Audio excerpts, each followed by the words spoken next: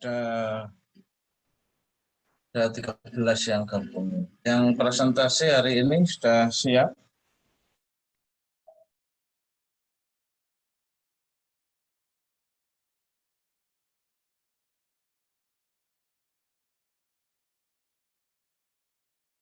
Sudah siap semua, sudah hadir semua. Yang presentasi hari ini daftar 11 ya.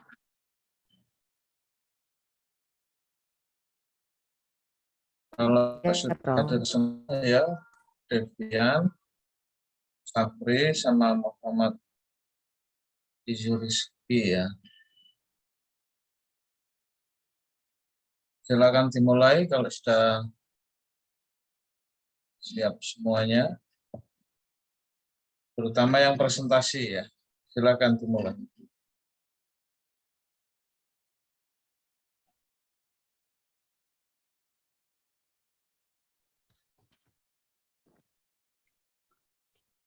Assalamualaikum warahmatullahi wabarakatuh.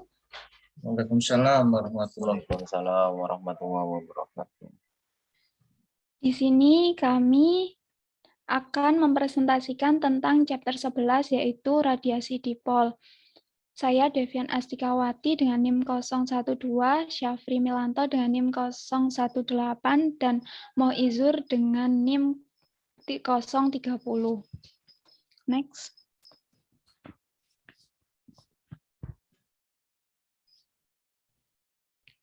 Nah, sebelumnya kita melakukan pendahuluan tentang radiasi elektromagnetik, yaitu kombinasi medan listrik dan medan magnet yang berosilasi dan merambat melewati ruang dan membawa energi dari satu tempat ke tempat yang lain. Kemudian cahaya tampak sendiri ini adalah salah satu bentuk radiasi elektromagnetik, di mana setiap muatan listrik yang memiliki percepatan memancarkan radiasi elektromagnetik. Next. Nah, apa itu radiasi? Radiasi adalah gelombang elektromagnetik dalam ruang hampa yang merambat keluar hingga tak terbatas dengan membawa energi dengannya. Tanda dari radiasi ini adalah aliran irreversible energi yang jauh dari sumber. Nah, sepanjang bab ini diasumsikan bahwa sumber terlokalisir di dekat asal.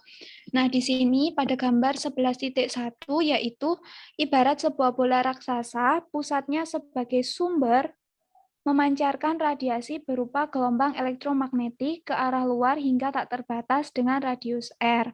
Maka daya total ke arah luar di permukaan ini adalah integral vektor Poynting seperti pada persamaan 11.1. Nah, vektor Poynting sendiri ini adalah yang mewakili fluks energi terarah atau aliran daya dari medan elektromagnetik, di mana vektor Poynting ini memiliki satuan watt per meter persegi atau kilogram per second pangkat 3. Dinamai Poynting karena penurunan pertama kali dilakukan oleh John Henry Poynting. Kemudian karena elektromagnetik bergerak dengan kecepatan cahaya, energi ini sebenarnya meninggalkan sumber pada waktu T0 sama dengan T min R per C, sehingga daya yang dipancarkan adalah seperti pada persamaan 11.2. Next. Nah, dalam bab ini, kata radiasi ini digunakan dalam pengertian teknik yang terbatas. Nah, mungkin lebih disebut sebagai radiasi hingga tak terbatas. Nah, misalkan adalah radiasi dari lampu panas atau dalam lampu X-ray. Kemudian dalam pengertian yang lebih umum, radiasi elektromagnetik berlaku untuk setiap bidang yang mengangkut energi, yaitu vektor yang bidang pointingnya bukan 0. Kemudian untuk konfigurasi yang tidak terlokalisasi seperti bidang tak terbatas, kabel atau selenoida, konsep radiasi hanya dirumuskan ulang. Lebih tepatnya bidang yang bergantung pada satu sumber pada waktu akhir dengan dipertahankan konstan.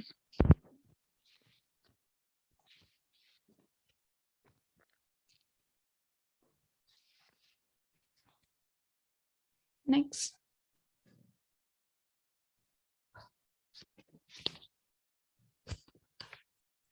Nah, dengan demikian Ini adalah energi persatuan waktu yang diangkut keluar hingga tak terbatas dan tidak pernah kembali, seperti yang ditunjukkan oleh pada gambar 11.1 tadi, di mana pada luas bola adalah 4 pi r kuadrat. Jadi agar radiasi terjadi vektor pointingnya ini harus berkurang, yaitu lebih besar dari R, tidak lebih cepat dari 1 per R kuadrat. Atau jika seperti 1 per R kuadrat misalnya, maka PR akan menjadi seperti 1 per R dan P-red akan menjadi 0. Menurut hukum Coulomb, medan elektrostatik turun 1 per R kuadrat atau bahkan lebih cepat jika muatan totalnya 0. Dan hukum Biot-Savart mengatakan bahwa medan magnetostatik bergerak seperti 1 per R kuadrat atau lebih cepat, yang berarti bahwa S mendekati 1 per R pangkat 4 untuk konfigurasi statis. Jadi sumber statis tidak memancar, seperti persamaan berikut. Nah, dari persamaan ini menunjukkan bahwa bidang yang bergantung waktu mencakup suku-suku yang melibatkan rho dot dan J dot yang bergerak sejauh 1 per R. Ini adalah istilah yang berpengaruh pada radiasi elektromagnetik.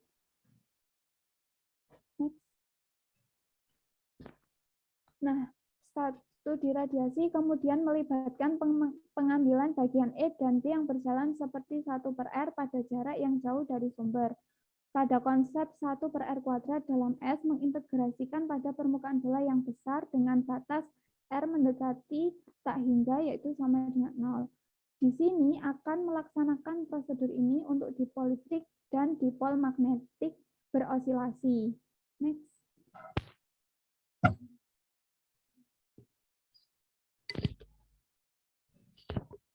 Nah, selanjutnya yaitu radiasi dipol listrik. Pada gambar 11.2, ini kita ingin tahu bagaimana medan potensial dan medan listrik di sekitar dipol yang bergetar ini. Nah, pada gambar ini, ingat bahwa dipol listrik ini memiliki muatan yang sama tetapi berlainan jenis, yaitu plus Hi dan min Hi yang terpisah sejauh jarak frekuensi D. Untuk dipol yang bergetar dengan frekuensi omega, maka muatan dapat dinyatakan dengan fungsi kosinus sebagai berikut, yaitu persamaan 11.3. Sedangkan momen dipol dapat dinyatakan sebagai berikut, yaitu persamaan 11.4, di mana di sini P0 adalah nilai maksimum dari momen dipol ini.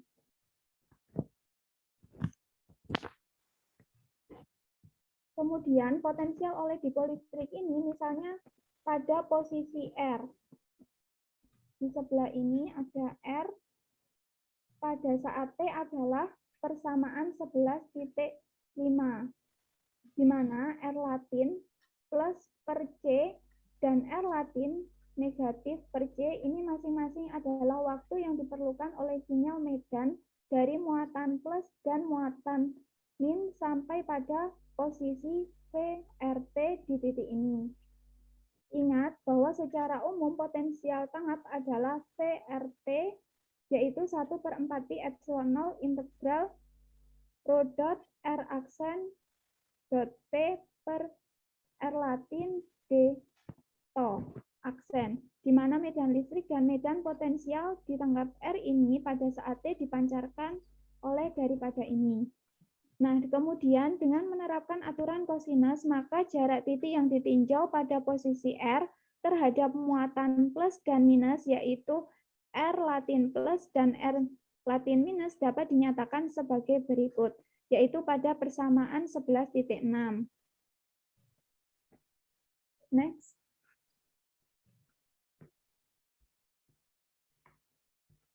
Nah, kemudian untuk menganalisis V pada saat R dan pada saat T perlu dilakukan beberapa pendekatan pada dipol ini. Yang pertama adalah pendekatan D jauh lebih kecil dari R, yang berarti bahwa ukuran dipol ini jauh lebih kecil dari titik yang ditinjau ini terhadap dipol. Di mana R plus dan R minus dapat didekati dengan persamaan berikut, yaitu persamaan 11.8 dan 11.9, yang mana di sini pada persamaan 11.8 ini sangat kecil dan dapat diabaikan terhadap cos theta D per R. Kemudian dapat diaplikasikan dengan menggunakan deret Taylor, yaitu di mana dalam hal ini persamaan 11,8 D per 2R cos theta sebagai X dan A sama dengan 1 sebagai N, A sama dengan 1, sedangkan N ini sama dengan 1 per 2. Sehingga D per R cos theta ini jauh lebih kecil dan 1 dari 1 didapatkan persamaan 11,9. Dengan logika yang sama, maka persamaan 11,9 dapat dinyatakan sebagai berikut. Di mana N-nya ini adalah negatif 1 per 2. Dengan pendekatan ini, maka komponen kosinus ini dapat didekati pada persamaan berikut.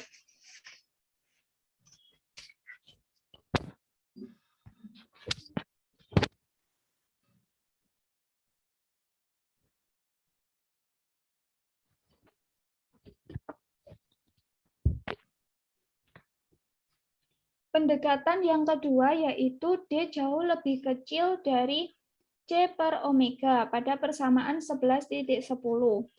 Mengingat bahwa lambda ini adalah 2pi C per omega, maka D harus lebih kecil dari lambda, yaitu panjang gelombang dari getaran dipol ini. Di mana dalam hal ini, D omega per C ini sangat kecil mendekati 0, sehingga nilai kosinusnya mendekati 1 dan nilai sinusnya mendekati sudutnya, sehingga dapat disederhanakan sebagai berikut, yaitu persamaan 11,11. Kemudian menempatkan persamaan 11,9 dan 11,11 ke dalam persamaan 11,5, di mana kami memperoleh persamaan potensial osilasi dipol sempurna, yaitu V, R, theta, T sebagai berikut pada persamaan 11,12. Nah, kemudian dalam batas statis di mana omega sama dengan 0 didapatkan persamaan V dalam R theta T sama dengan P0 cos theta per 4pi epsilon 0 R. Next.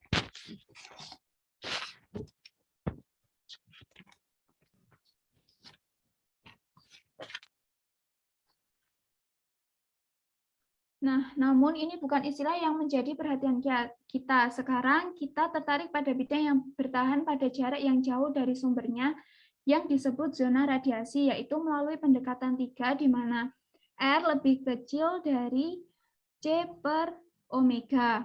Atau dalam panjang gelombang, R lebih besar dari lambda di daerah potensial reduksi.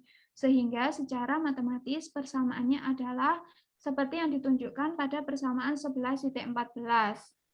Sementara itu, potensial vektor ditentukan oleh arus yang mengalir dalam kawat, yaitu IT sama dengan dhi per dt, ztopi sama dengan negatif Q0 omega sin omega t ztopi. Kemudian berdasarkan pada gambar 11,3 diperoleh A, RT sama dengan mu0 per 4pi integral dengan batas negatif D per 2 hingga D per 2 negatif Q0 omega sin omega T ztopi per R dz. Seperti persamaan 11,16. Next. Nah, karena integrasi itu sendiri memperkenalkan faktor D untuk urutan pertama, kita bisa menggantikan integrasi oleh nilainya di pusat, yaitu seperti persamaan 11,17. Nah, perhatikan bahwa sementara I ini implisit digunakan untuk pendekatan 1 dan 2. Dalam urutan pertama, tetap D, yaitu pada persamaan 11,17, bukan persoalan untuk pendekatan 3, sehingga dari potensial menghitung medan adalah hal yang mudah, yaitu seperti persamaan yang ditunjukkan berikut. Nah, di sini menggunakan istilah pertama dan terakhir sesuai dengan pendekatan 3, yaitu do A per do T sama dengan mu0 P0 omega kuadrat per 4pi R cos omega T ini dikurangi R per C dikali cos theta R topi dikurangi sin theta theta topi. Dan maka dari itu, E sama dengan negatif del V dikurangi do A per do T sama dengan negatif mu 0 P0 omega kuadrat per 4pi dikali sin theta per R cos omega kali T min R per C seperti pada persamaan 11.18. Next. Nah, kemudian suku kedua dieliminasi lagi dengan pendekatan 3, maka diperoleh persamaan 11.19. Nah, pada persamaan 11.18 dan 11.19 ini mewakili gelombang monokromatik dengan frekuensi omega yang merambat dalam arah radial dengan kecepatan cahaya. Bidang sedang dalam fase saling tegak lurus dan melintang. Perbandingan amplitudenya adalah N0 per B0 sama dengan C. Semua persis seperti yang kita harapkan untuk gelombang elektromagnetik di ruang yang bebas. Ini sebenarnya adalah gelombang bola, bukan gelombang bidang, dan amplitudenya berkurang seperti 1 per R saat maju. Tetapi untuk yang lebih besar, kira-kira bidang di atas daerah kecil sama seperti permukaan bumi yang cukup datar secara lokal. Energi oleh dipol listrik yang berosilasi ditentukan oleh vektor berikut pada persamaan 11.20. Dan untuk intensitas dengan rata-rata dalam waktu selama satu siklus lengkap, seperti pada persamaan 11.21.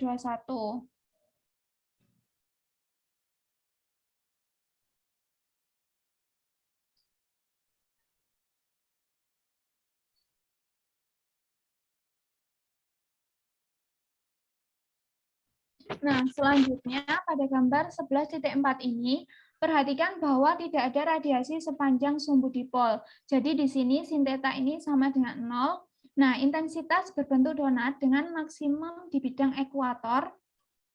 Daya total yang diradiasikan ditentukan dengan mengintegrasikan S pada bola yang berjari-jari R, seperti yang ditunjukkan pada persamaan 11.22.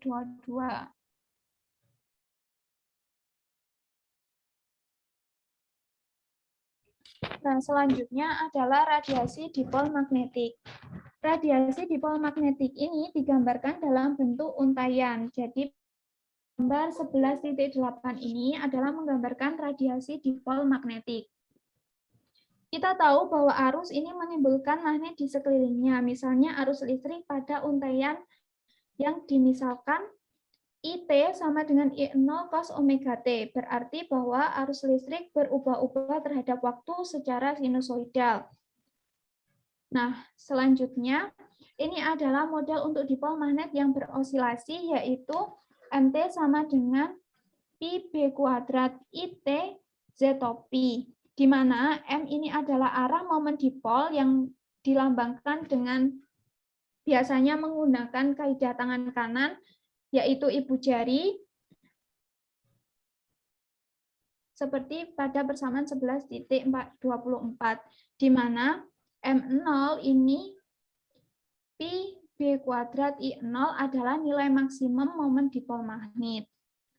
Nah, lalu bagaimana medan potensial dari pusat untaian, yaitu di sini ada DL aksen, ini adalah elemen arus terhadap untaian.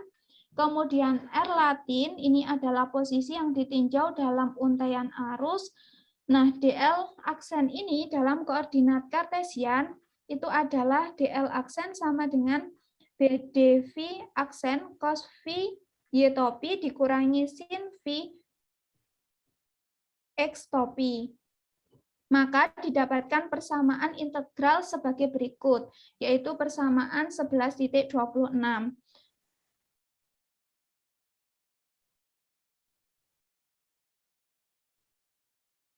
Kemudian, si ini adalah sudut antara B terhadap R. Untuk menyelesaikan masalah X, Y, Z ditulis sedemikian rupa, di mana vektor potensial A, R, T ini terletak pada bidang X dan Z, dan R dapat dinyatakan dalam komponen Z.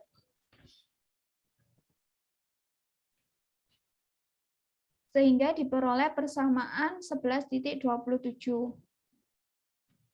Next. Nah, cos V aksen sendiri ini berfungsi untuk memilih komponen Y dari DL dengan hukum kosinus.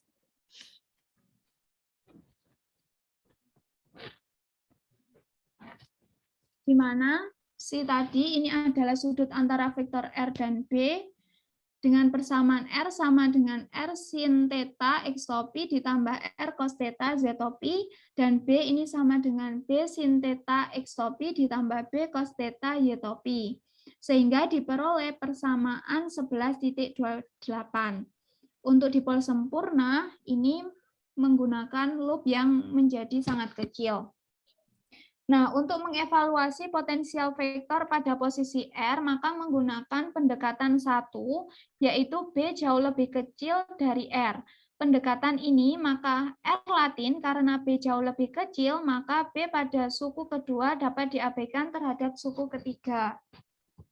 Dengan menerapkan deret Taylor, didapatkan R latin sebagai berikut, di mana pada deret Taylor ini adalah A plus X pangkat N sama dengan AN ditambah NA pangkat N dikurangi 1 kali X ditambah N kali N dikurangi 1 per 2 AN dikurangi 2X kuadrat ditambah N kali N dikurangi 1 kali N dikurangi 2 per 3 AN dikurangi 3X pangkat 3. Di mana pada persamaan R latin, ini adalah N, ini menggunakan 1/2, dan untuk 1 per R latin ini menggunakan negatif 1/2. Sehingga diperoleh persamaan 11.30. Nah, pada persamaan 11.30 ini diambil suku pertama, karena suku kedua dan seterusnya ini mengandung B per R pangkat 2, yang nilainya sangat kecil sehingga dapat diabaikan. Jika R latin disubstitusikan pada persamaan 11.27, vektor A, RT diperoleh persamaan berikut. 11.30 ini. Nah, kosinus di sini adalah kosinus sudut ganda, sehingga diperoleh persamaan yang bawahnya 11.30. Next.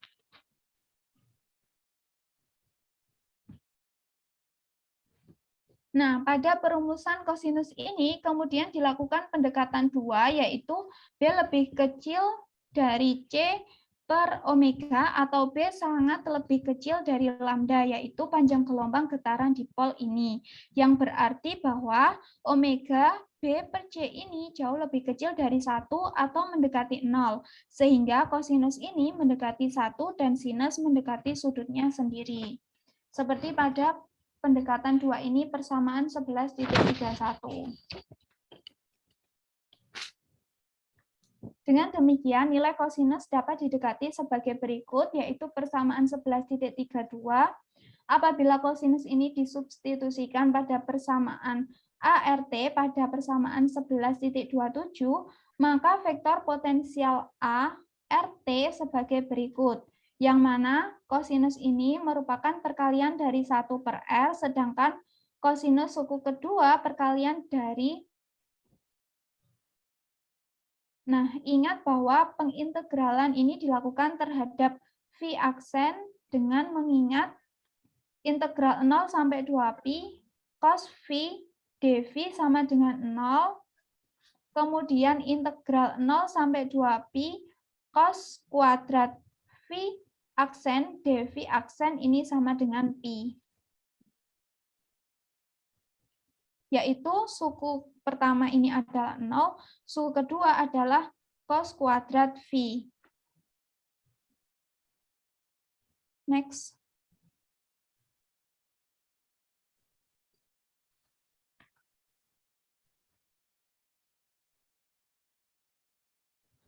Penempatan ini dan mencatat bahwa secara umum A ini menuju ke arah P topi, Griffith menyimpulkan bahwa potensial vektor dari dipol magnet ini sempurna, yang berosilasi adalah sebagai berikut, yaitu pada persamaan 11.33.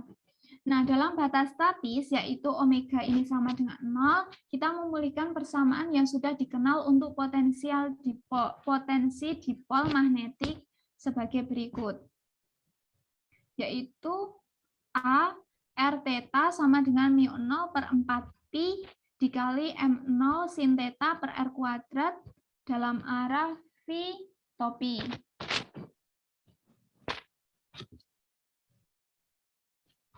Kemudian pendekatan berikutnya adalah R yang jauh lebih besar dari panjang gelombang, yaitu C per omega.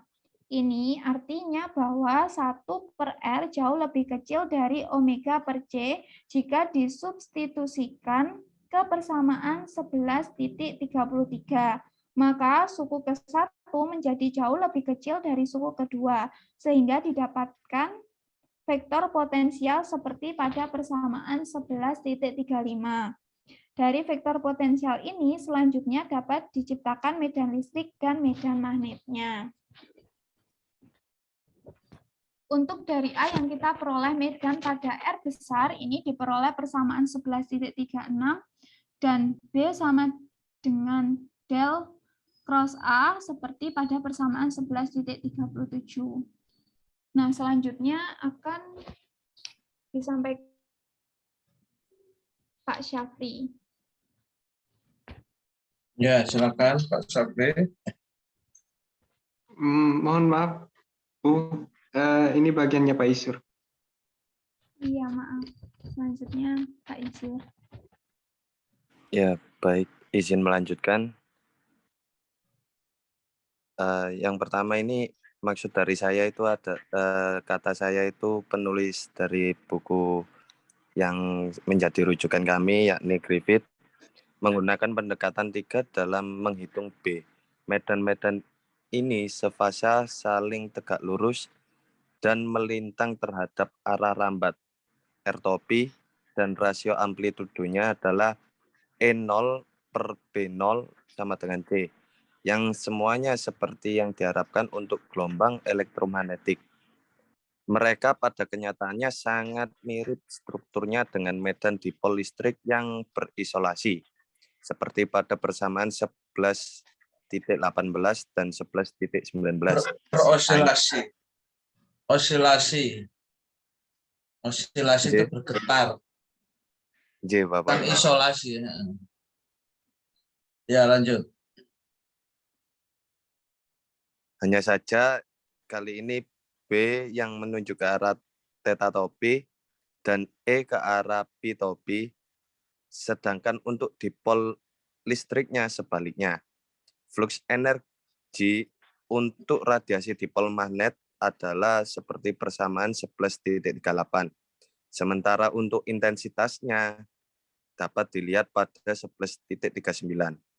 Dan untuk daya pancar totalnya dapat menggunakan persamaan 11.40. Sekali lagi, profil intensitas memiliki bentuk donat, seperti pada gambar 11.4, yakni tengahnya berongga atau kosong. Dan yang dipancarkan seperti omega pangkat 4, namun ada salah satu perbedaan penting antara radiasi dipol listrik dan magnet. Untuk konfigurasi dengan dimensi yang sebanding, daya yang dipancarkan secara elektrik jauh lebih besar. Untuk membandingkannya dapat menggunakan persamaan 11.22 dan 11.40 yang ada di atasnya. Selanjutnya, yang di mana kita harus mengingat M0 sama dengan pi B kuadrat I0 dan P0 sama dengan Q0D. Amplitudo arus dalam kasus listrik adalah I0 sama dengan Q0 omega. Seperti dalam persamaan 11.15, pengaturan D sama dengan pi B dalam demi perbandingan didapatkan P magnet per P elektrik seperti pada persamaan 11.42. Tetapi omega B per C justru besaran yang kita asumsikan sangat kecil, seperti pada perkiraan 2. Dan di sini tampak kuadrat. Biasanya orang harus mengharapkan radiasi dipol listrik mendominasi hanya ketika sistem dirancang dengan hati-hati untuk mengecualikan kontribusi listrik apapun, seperti dalam kasus yang baru saja ditangani. Radiasi dipol magnet akan muncul dengan sendirinya. Di sini kami memberikan soal-soal, mungkin teman-teman berminat untuk mengerjakannya di rumah, silakan nanti PPT-nya di-download dan dikerjakan. Selanjutnya, Mas. Selanjutnya adalah radiasi dari sumber yang tidak tetap. Pada bagian sebelumnya, kita mempelajari radiasi yang dihasilkan oleh dua sistem khusus, dipol listrik yang berosilasi dan dipol magnet yang berosilasi. Sekarang penulis ingin menerapkan prosedur yang sama untuk konfigurasi muatan dan arus yang sepenuhnya berubah-ubah, kecuali bahwa itu dilokalisasi dalam beberapa volume yang terbatas di dekat titik asal. Seperti gambar 11.9, potensi skalar terbelakang dapat dicari dengan persamaan 11.43, di mana untuk R keritingnya itu adalah akar R kuadrat plus R aksen kuadrat minus 2 R dot R aksen. Next. Seperti sebelumnya, kita akan mengasumsikan bahwa titik medan R jauh dibandingkan dengan dimensi sumber adalah R aksen jauh lebih kecil daripada R. Sebenarnya R aksen adalah variabel integrasi pendekatan 1 atau approximation 1 bahwa nilai maksimum berarti bahwa nilai maksimum R aksen karena tentang di atas sumber jauh lebih kecil dari R. Pada asumsi ini dapat dituliskan R keriting kongruen dengan R dalam kurung 1 min R dot R aksen per R kuadrat. Jadi, seper R keriting kongruen seper R dalam kurung 1 plus R dot R aksen per R kuadrat. Dan untuk pi R aksen, T min R keriting per C kongruen dengan pi R aksen T min R per C plus R topi dot R aksen per C. Sementara untuk memperluas pi sebagai daerah Taylor di T tentang waktu lambat di titik asal itu dapat menggunakan persamaan 11.48.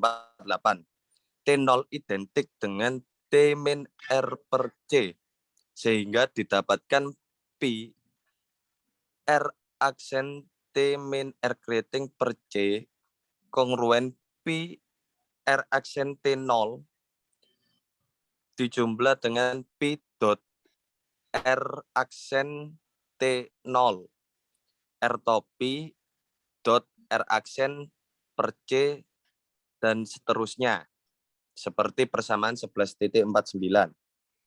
Next. Oke.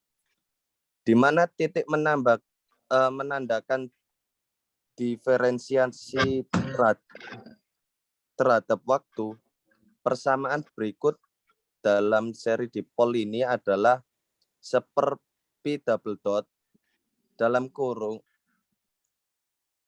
R topi dot R aksen per C kuadrat. Dan untuk kelipatannya adalah 1/3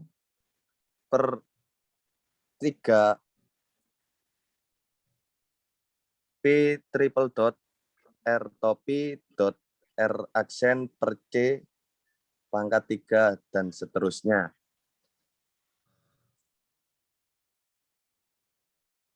Kami tidak mampu untuk menjatuhkannya, asalkan dengan pendekatan 2, yakni R aksen jauh lebih kecil dari C seperti persamaan 11.50. Untuk sistem berosilasi, masing-masing rasio ini adalah C per omega. Dan kami memilihkan pendekatan nama 2 dalam kasus umum. Lebih sulit untuk menafsirkan persamaan 11.50. Tetapi sebagai masalah prosedural, aproksimasi 1 dan 2 hanya mempertahankan suku orde pertama dalam R aksen. Sehingga ketika dimasukkan dalam persamaan 11.47 dan 11.49 ke dalam rumus untuk V pada persamaan 11.43, dan sekali lagi kita dapat menghilangkan suku orde kedua, sehingga didapatkan persamaan berikut. Kemudian integral pertama hanyalah muatan total Q pada waktu T0. Karena muatan kekal, Q tidak bergantung pada waktu. 2 integral lainnya mewakili momen dipol listrik pada waktu T0. Dengan demikian, dapat didapatkan persamaan 11.51.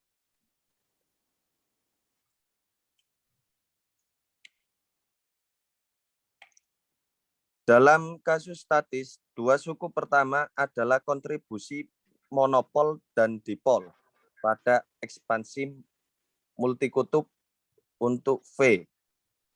Istilah ketiga tentu saja tidak akan ada atau tidak akan hadir. Sedangkan potensial vektor dapat dituliskan seperti persamaan 11.52.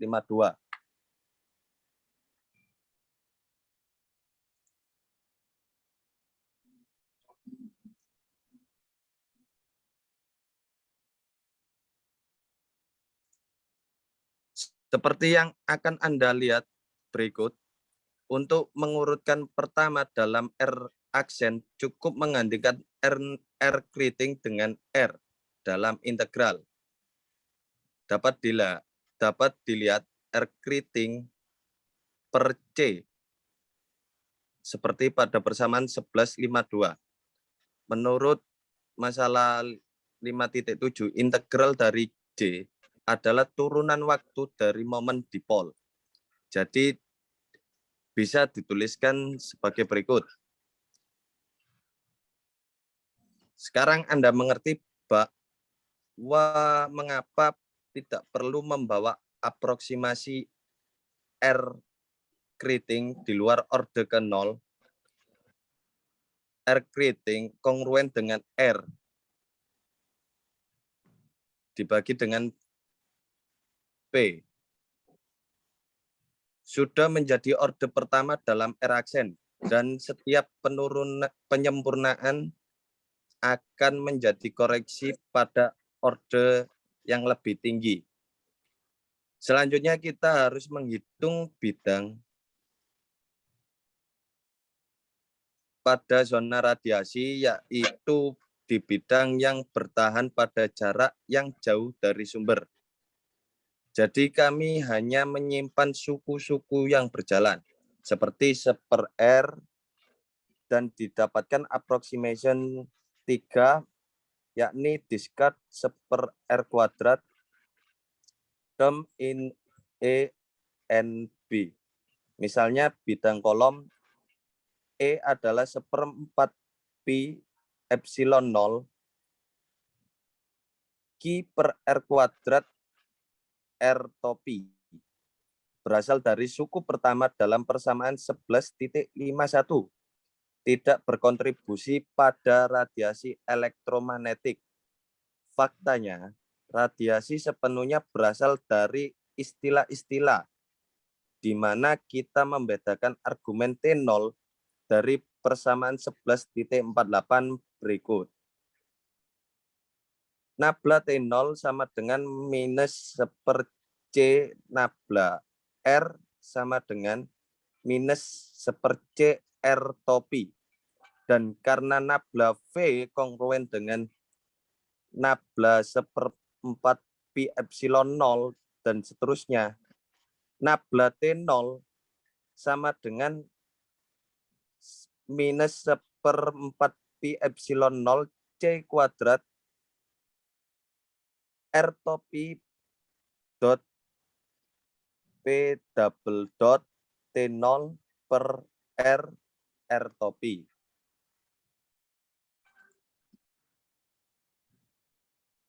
Next.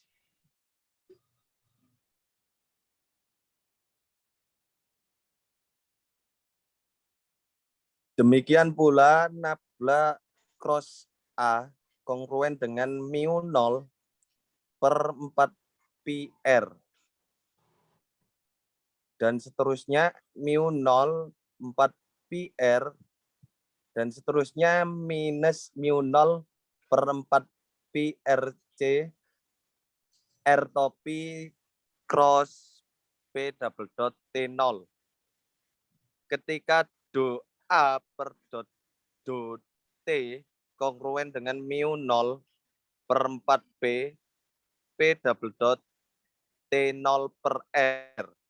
Jadi E RT kongruen dengan mu 0 per 4 pi R topi dot P double dot. R topi minus P double dot sama dengan mu 0 per 4 pi R topi cross P double dot. Persamaan 11.56. Di mana P double dot dievaluasi pada waktu T0 sama dengan T min R per C dan didapatkan persamaan 11.57. Secara khusus, jika kita menggunakan koordinat kutub bola dengan sumbu Z dalam arah P double dot T0, maka didapatkan persamaan 11.58.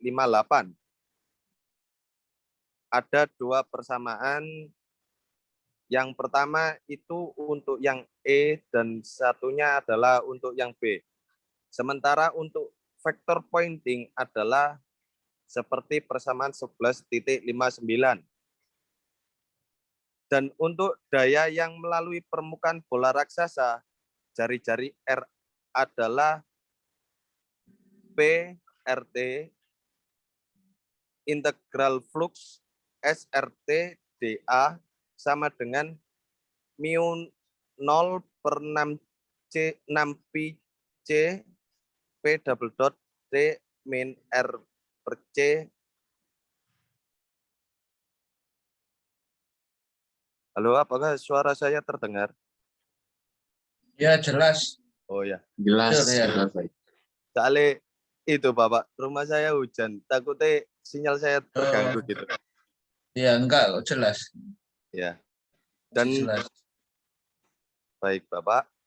Dan total daya yang terpancar seperti persamaan 11.2 adalah P radian T0 kongruen dengan mu 0 per 6 pi C P double dot T0 2. Perhatikan bahwa E dan B saling tegak lurus, melintang terhadap arah rambat R topi. Dan dengan perbandingan E per B sama dengan C, seperti biasa untuk medan radiasi. Next, Mas. Contohnya adalah dalam kasus yang pertama, kasus dipol listrik berosilasi, PT sama dengan P0 cos omega T, dan untuk P double dot adalah minus omega kuadrat P0 cos omega T. Dan seperti pada gambar 11.1.1. Sementara untuk contoh yang kedua, untuk muatan titik tunggal Q, momen dipolnya adalah PT sama dengan Q dt, di mana D adalah posisi Q terhadap titik asal, sehingga didapatkan P double dot T sama dengan QAT, di mana A sendiri adalah percepatan muatan. Dalam hal ini, daya yang dipancarkan seperti pada persamaan 11.60 adalah P sama dengan mu 0 Q kuadrat A kuadrat per 6 pi C. Ini adalah formula yang terkenal. Kemudian penulis menurunkannya lagi dengan cara agak berbeda. Di bagian selanjutnya, perhatikan bahwa daya yang dipancarkan oleh muatan titik sebanding dengan kuadrat percepatannya. Next.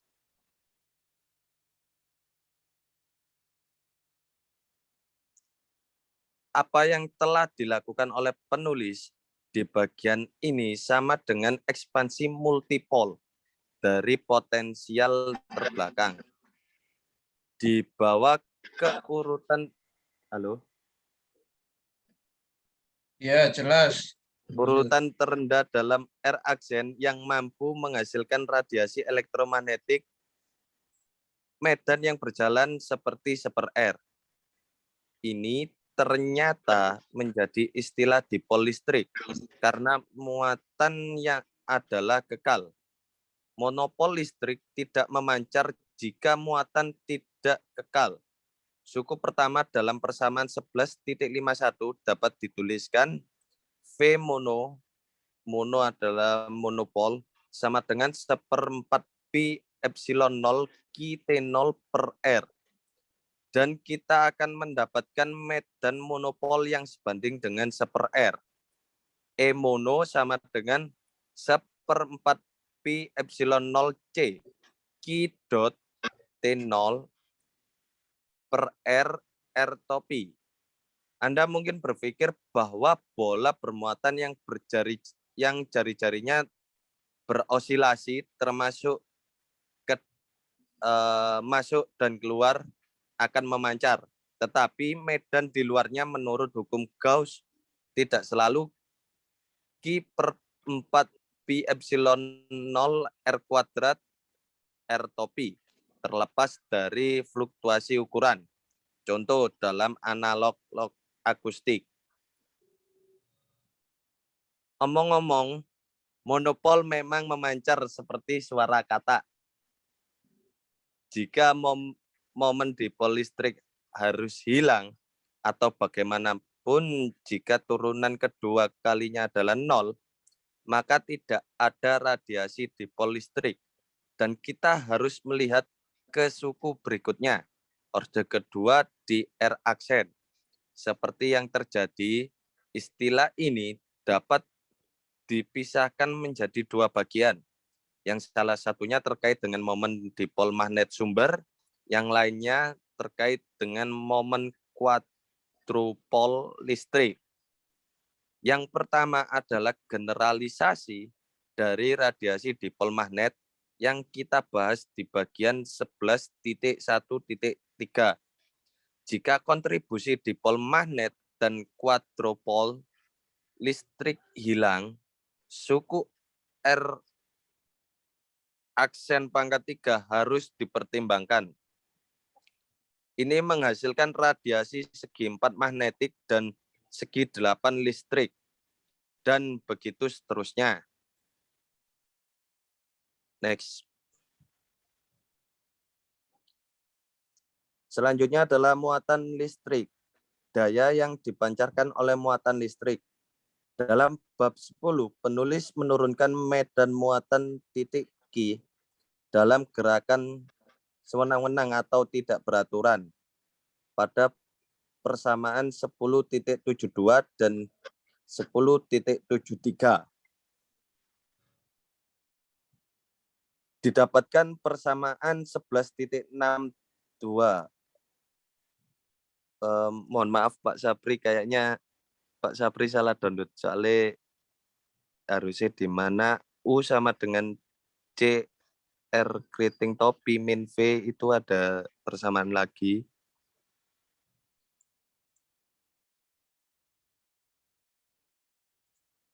Jadi persamaannya adalah BRT sama dengan CR topi cross ERT.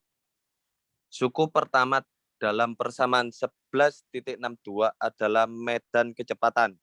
Dan yang kedua, dengan perkalian silang rangkap 3 adalah medan percepatan. Vektor pointingnya adalah sebagai berikut pada persamaan 11.64. Next. Oke.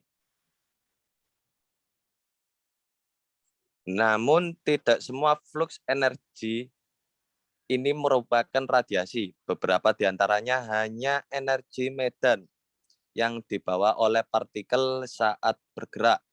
Energi yang terpancar adalah hal yang pada dasarnya melepaskan diri dari muatan dan menyebar sehingga tak terhingga.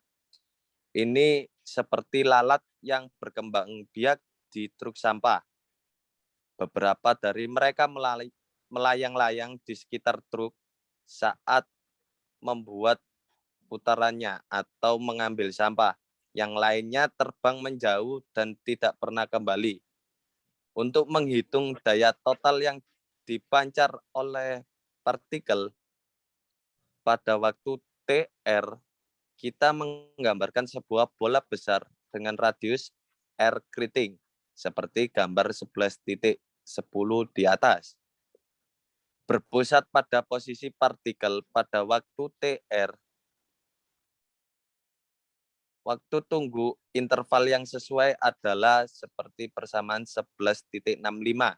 T min TR sama dengan R keriting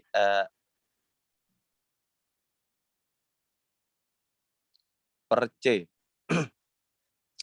Untuk radiasi mencapai bola dan pada saat itu mengintegrasikan vektor pointing di atas permukaan, penulis telah menggunakan notasi TR karena pada kenyataannya ini adalah waktu terbelakang untuk semua titik pada bola pada waktu T. Ketika waktu T.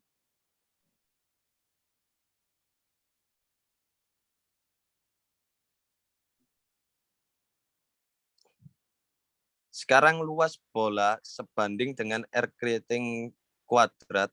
Jadi setiap suku di S yang berbunyi seperti seper R keriting kuadrat akan menghasilkan jawaban yang terbatas. Tetapi istilah seperti seper R keriting pangkat 3 atau seper R keriting pangkat 4 tidak akan memberikan kontribusi apapun dalam batas R keriting menuju tak terhingga. Untuk alasan ini, hanya medan akselerasi yang mewakili radiasi sejati, karena nama lain mereka adalah medan radiasi, seperti dituliskan pada persamaan 11.66. Kemudian medan kecepatan membawa energi, tentu saja, dan ketika muatan bergerak, energi ini akan terseret, tetapi itu bukan radiasi. Seperti contoh yang tadi, lalat yang tinggal di truk sampah, maka lalat itu tidak akan pergi jauh kecuali ada kepentingan. Sekarang E radian tegak lurus dengan R keriting topi. Jadi suku kedua dalam persamaan 11.64 dapat dihilangkan seperti persamaan 11.67. Jika muatan sesaat diam pada waktu TR, maka U sama dengan C R keriting topi didapatkan persamaan 11.68. Oke, next, Mas.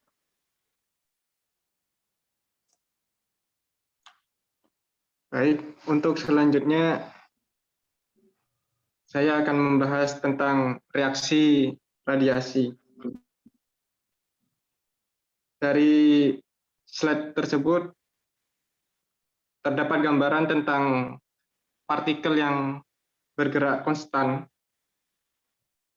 dan digambarkan medannya dengan garis panas seperti berikut. Namun apa yang akan terjadi apabila partikel tersebut dipercepat? Maka akan terlihat seperti gambar radiasi muatan seperti berikut.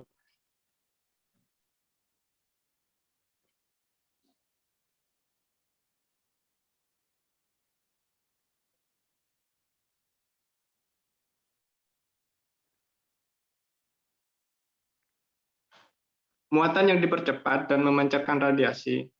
Radiasi tersebut membawa energi. Radiasi memberikan gaya balik ke muatan yang disebut dengan gaya radiasi, F radiasi. Gaya tersebut seperti yang terjadi pada peluru yang ditembakkan oleh pistol. Seperti yang terlihat pada gambar tersebut. Nah, sekarang bagaimana mencari besar gaya radiasi tersebut? Kita akan menurunkan dari persamaan Larmor, yaitu dari persamaan kekekalan energi. Persamaan Larmor tersebut digunakan ketika kecepatan partikel tersebut jauh lebih kecil dari kecepatan cahaya, atau bisa disebut partikel non-relativistik. Berikut adalah formula Larmor tersebut, yaitu P sama dengan mu0 Q kuadrat A kuadrat per 6 mu C. Di sini bisa diketahui bahwa daya berbanding lurus dengan percepatan kuadrat. Kekekalan energi menunjukkan bahwa ini merupakan kecepatan saat partikel kehilangan energi yang dipengaruhi oleh gaya reaksi radiasi.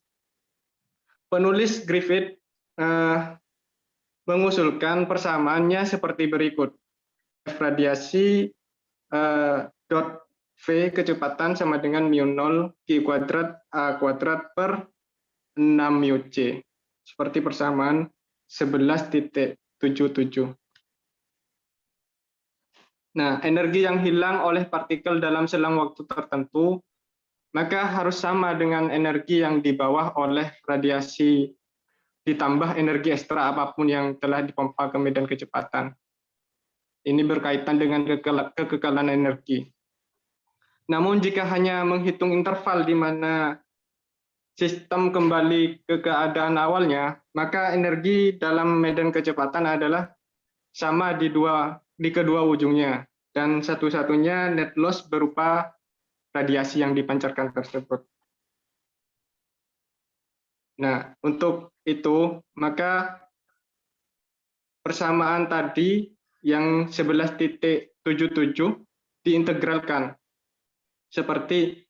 dan menjadi seperti persamaan 11.78. Maka pada akhirnya diperoleh persamaan seperti persamaan 11.79, di mana keseluruhan tersebut sama dengan 0, seperti yang dijelaskan pada energi yang berkaitan dengan kekekalan energi. Nah, berikut adalah formula dari persamaan 11.78. Bisa kita turunkan lagi menjadi persamaan Abraham-Lorentz, di mana persamaan ini tidak memberitahu kita tentang hubungan gaya radiasi tegak lurus dengan V, akan tetapi hanya memberitahu rata-rata waktu dari komponen paralel selama interval waktu tertentu. Untuk saat ini, formula Abraham-Lorentz yang paling sederhana bentuknya untuk mencari gaya reaksi radiasi, karena konsisten dengan kekekalan energi. Selanjutnya yaitu mekanisme yang mempengaruhi gaya reaksi radiasi. Sebenarnya gaya reaksi radiasi ini Griffith menegaskan bahwa lebih tepatnya disebut gaya reaksi medan. Secara umum, gaya elektromagnetik dari satu bagian A di bagian yang lain atau B adalah tidak sama dan berlawanan dengan gaya B pada A, seperti pada gambar 11.16. Jika didistribusikan atau dibagi menjadi potongan-potongan yang sangat kecil, dan kesetimbangan ditambahkan oleh semua pasangan tersebut, hasilnya adalah gaya total muatan pada dirinya sendiri, atau bisa disebut shape force yang dihasilkan dari pemecahan hukum ketiga Newton dalam struktur partikel yang menjelaskan reaksi radiasi. Kesimpulannya yaitu reaksi radiasi disebabkan oleh gaya muatan itu sendiri atau gaya total yang diberikan oleh medan-medan yang dihasilkan oleh bagian-bagian yang berbeda dari distribusi muatan yang bekerja satu sama lain. Nah, sekian presentasi dari kelompok kami. Kurang lebihnya kami mohon maaf. Kami kembalikan kepada Prof. Madlasim. Ya. Sudah presentasi kelompoknya Devian, Izur, dan Mas Safri tentang radiasi, kemudian radiasi dipol listrik, radiasi dipol magnetik, ya. Jadi perlu saya tekankan di sini, radiasi itu kalau dimaknai itu pancaran, ya. Tapi tidak semua pancaran itu bisa digolongkan sebagai radiasi. Ada syaratnya tadi. Syarat pancaran itu digolongkan radiasi jika jenis pancaran itu adalah irreversible, ya. Tidak bisa kembali ke titik sumber.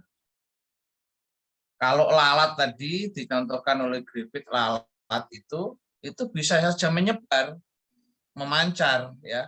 Dari kerumunan ketika makan, ya, di sampah misalnya, bahan-bahan di sampah itu, kemudian begitu ada orang lewat itu kan langsung menyebar, memancar ke sana kemari. Apakah sebaran lalat yang lari berbarengan tadi dari suatu titik yang di situ ada makanan yang jadi rebutan, kemudian ada orang lewat, kemudian memancar, itu disebut radiasi? Bukan. Itu bukan radiasi, karena lalat itu bisa saja nanti kembali ke titik yang awalnya tadi. Jadi syaratnya radiasi itu adalah pancaran energi dari suatu sumber yang tidak bisa kembali lagi. Nah, radiasi matahari misalnya, radiasinya itu tersebar sampai ke jarak tidak terhingga, ya. Jarak tidak terhingga, dan radiasi yang sudah nyampe ke bumi itu tidak bisa kembali lagi ke matahari. Itu disebut radiasi. Kalau ada gelombang air misalnya, dari sumber gelombang air itu kemudian gelombangnya itu menyebar. Ya, contoh aja misalnya di air, permukaan air dijatuhkan batuan yang besar di suatu titik, maka akan menyebar itu gelombang air itu ke suatu titik, ya. Katakan suatu titik tak terhingga. Itu juga bisa disebut radiasi manakala gelombang air itu tidak kembali ke titik sumber. Tapi kalau ada penghalang besar, ya, ada penghalang besar sedemikian rupa sehingga gelombang air itu bisa mantul dan kembali ke sumber, maka itu tidak bisa disebut sebagai radiasi. Itu definisi radiasi yang ditekankan oleh Griffith, ya. Nah, kemudian selanjutnya itu berbicara tentang radiasi dipol magnet dan radiasi dipol listrik, ya. Radiasi dipol magnet dan radiasi dipol listrik. Supaya diingat lagi, jadi ada monopol, ada dipol, ada kuadrapol, ya, kuadrupol. Nah, monopol itu hanya ada satu muatan. Contoh misalnya listrik, itu hanya ada monopol, ya. Artinya bisa sendiri, elektron sendiri, positron sendiri, itu bisa terpisah. Monopol, ya. Ini manakala sumbernya kekal, itu disebut radiasi. Manakala sumbernya itu tidak kekal, ya. Kalau tidak kekal berarti perubahan terhadap, kalau kekal itu perubahan terhadap waktunya itu 0, ya, 0. Jadi di R dt-nya itu 0. Perubahan terhadap waktu itu 0. Itu artinya kekal, ya, tidak berubah terhadap waktu, itu kekal. Nah, itu monopol. Tapi kalau medan magnet itu selalu dipol, ya, selalu dipol. Jadi kalau ada magnet walaupun berupa titik, ya, berupa garis kecil gitu, ya. Karena magnet elementer itu selalu ada itu ada kutub utara, ada kutub selatan. Jadi magnet itu tidak mungkin monopol, ya, selalu dipol magnet itu. Selalu dipol. Karena apa? Karena tidak bisa dipisahkan antara kutub utara dan kutub selatan. Jadi ini setia betul ini antara kutub utara dan kutub selatan. Jadi kalau diputus magnet batang misalnya, diputus sampai sekecil apapun, sampai magnet elementer, itu kutub utara dan kutub selatan itu selalu menyatu. Selalu tidak nempel, ya, ada pemisahnya karena saling tolak. Tapi tidak bisa dipisahkan dengan energi yang sangat besar sekalipun sampai saat ini itu belum bisa memisahkan antara kutub utara dan kutub selatan. Makanya itu dipol. Nah, makanya tadi disebutkan oleh saudara Izul tadi, ya, bahwa segi 4 magnetik dan segi 8 listrik itu adalah jenis kuadrupol. Kenapa? Kalau magnet itu 4 segi, sementara listrik itu 8 segi. Karena tadi, ya, karena kalau magnet itu cukup 4 segi, karena masing-masing magnet itu punya 2 kutub. Jadi kalau bicara tentang magnet itu selalu ada satu pasang, ya. Selalu ada satu pasang yang disebut dengan dipol. Dipol itu satu pasang. Artinya kalau dipol listrik itu ada 2 muatan, satu pasang, yaitu muatan positif dan muatan negatif, tapi itu satu jenisnya berlawanan, tapi besarnya sama. Sama, dipol magnet juga begitu. Kekuatan kutub magnet utara dan kekuatan kutub magnet selatan itu sama dan selalu berpasangan. Itu dipol magnet, ya. Dipol magnet selalu ada, tapi dipol listrik itu tidak selalu ada. Sehingga untuk membentuk kuadrupol itu cukup 4 segi untuk magnet, tapi 8 segi untuk listrik. Itu tadi pemahamannya begitu, ya. Nah, berikutnya tentang radiasi sendiri, ya. Katakan radiasi elektromagnetik. Itu terjadi bila sumbernya itu dipercepat. Nah, seperti yang sampaikan tadi Mas Safri tadi, ya. Jadi kalau sumbernya itu bergerak dengan kecepatan konstan atau diam, maka tidak akan ada radiasi. Tidak akan ada radiasi. Nah, itulah alasannya kenapa antena gelombang-gelombang elektromagnetik, antena radio, antena HP kita itu walaupun nggak kelihatan antenanya ya, itu ada pemancarnya, tapi di dalam ya. Kalau dulu zaman teknologi belum maju seperti sekarang ini, handy talkie itu ada antenanya dan panjang sekali. Itu menyulitkan. Ketika dimasukkan saku kan sulit sekali ya. Walaupun bisa dipendekkan tapi tetap tetap muncul.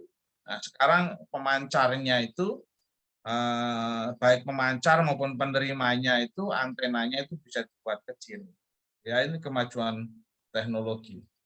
Nah, pertanyaannya kenapa pemancar itu dibuat dari logam yang di situ ada muatan bebas. Logam yang muatan bebas, ya, itu bisa tembaga ya atau konduktor-konduktor lain yang memang konduktivitasnya tinggi. Kenapa? Karena begitu muatan bebas yang ada di konduktor itu mendapatkan getaran, maka muatan itu mengalami percepatan. Nah, percepatan muatan yang bergerak naik turun di pemancar itu atau beroscilasi ya, kalau pemancarnya tidak panjang, itu dibuat kecil tapi saja melingkar, itu osilasi melingkar. Itu mengalami percepatan pada gerak melingkar ya. Tapi kalau antenanya itu memanjang, itu osilasinya dari bawah ke atas ya, dari bawah ke atas. Itu mengalami percepatan. Nah, percepatan itu bisa menimbulkan medan listrik awal-awalnya ya. Jadi percepatan yang ada pada muatan itu membangkitkan medan listrik.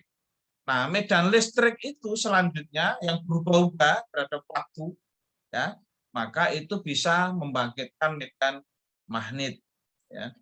Itu kan ditemukan Ustadz pertama kali. Jadi antara Faraday perubahan arus listrik, perubahan medan listrik itu bisa menimbulkan arus listrik, itu kan Faraday. Kemudian sebelumnya kan Ustadz juga sudah menemukan bahwa medan listrik itu bisa membangkitkan medan magnet. Karena dengan adanya aliran listrik itu kemudian jarum kompas di sebelah kabel yang dialiri arus listrik itu bisa bergerak jarumnya. Itu menunjukkan bahwa adanya perubahan medan listrik bisa menimbulkan medan magnet. Nah, karena sudah ada medan magnet, sudah ada medan listrik, maka terbentuklah gelombang elektromagnetik. Itulah sebabnya pancaran gelombang elektromagnetik itu syaratnya sumber muatannya itu harus dipercepat. Ya. Tidak boleh diam atau bergerak dengan kecepatan konstan, itu bukan dipercepat berarti, maka tidak bisa menghasilkan radiasi gelombang elektromagnetik. Ya. Itu kira-kira ulasan secara fisik apa yang dijelaskan dari bab 11 ya oleh Devian, oleh Izur dan oleh Mas Safri tadi ya. Untuk yang lain barangkali ada yang perlu didiskusikan. Ini masih ada satu kelompok ya? Harusnya ya, Bapak. Halo? Iya, Bapak. Kurang satu kelompok. Iya, karena kemarin saya pas ada apa itu ya. Iya, minggu Nggak depan bisa juga itu. libur, Bapak. Tanggal merah. Tanggal merah, tanggal 29 ya. 26, Bapak. 26 ya, 26. Iya. Ya nanti diatur ya. Nanti kapan bisanya longgarnya kelas ini nanti menghubungi saya ya.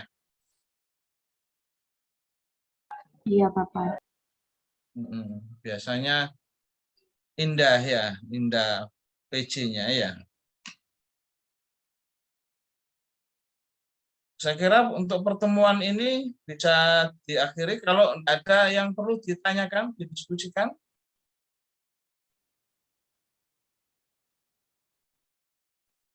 Nggak ada? Belum ada? Belum ada, Prof. Belum ada. Kita akhiri ya. Ya, Prof. Minggu depan untuk chapter 12, nanti silakan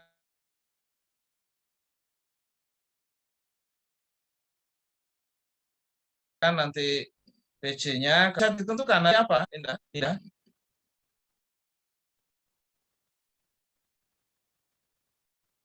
Sekarang mungkin sekarang aja ditentukan, kita sepakati gitu.